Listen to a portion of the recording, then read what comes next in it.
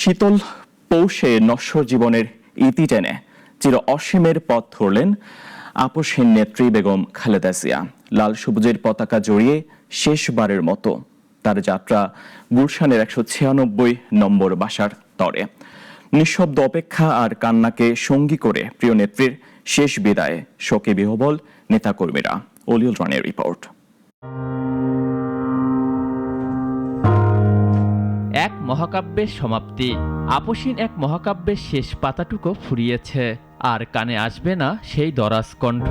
যে কোনো ঝড়ে দেশের মাটি আঁকড়ে রেখে কেউ আর বলবে না আর কোনো ঠিকানা নেই আমার। সকাল 8:55। এবার কি আর হাসপাতালের সাথে সব সম্পর্ক চুকিয়ে বেগম জিয়া পা রাখলেন অসীম পথে। গুলশানের 196 নম্বর বাসা হয়ে উদ্দেশ্য মানিক মিয়া এভিনিউ। জীবনের শেষ নিঃশ্বাস পর্যন্ত বাংলার বুকে ঠাঁই খুঁজেছিলেন বেগম জিয়া। তাই বিদায়ের বেলায় লাল সবুজ পর্দায় টানলেন জীবনের অধ্যায়ের। প্রিয় নেত্রীর অন্তিম যাত্রায় শোকে বিহ্বল গোটা দেশ। আমার মা খালেদা জিয়া হারাইছি না।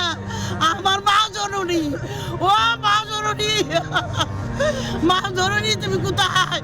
তার যদি আমরা সুচিকিৎসাটা দেশের বাইরে যদি আরও 5 বছর আগে 10 বছর আগে করাইতে পারতাম, তাহলে এই কথাটা বা এই বেদনাটা আমাদের মনে আসতো না। মুখ ভার আর মনে আফসোস। যে নয়া দিগন্তের টানে 44টি বছর লড়েছেন খালেদা জিয়া, তার দ্বার প্রান্তে এসে এ কেমন সমাপ্তি। অপূরণীয় ক্ষতি।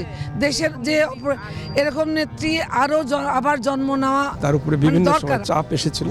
তিনি এটাকে উপেক্ষা করে জীবনের মূল্য না দিয়ে তিনি এটা সাথে মোকাবেলা করেছেন সাহসের সাথে, যার জন্য সারা দেশব্যাপী তিনি আমাদের মানুষের কাছে আপসহীন নেত্রী হিসেবে আবির্ভূত হয়েছেন। সারা বাংলাদেশ একজন কিংবদন্তি নেত্রীকে হারিয়েছে এবং এইরকম নেতৃত্ব ভবিষ্যতে সৃষ্টি হতে কত সময় লাগবে জানি না।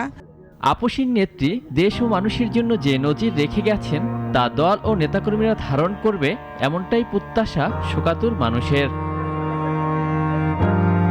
অলিউল রনি, নাগরিক, ঢাকা।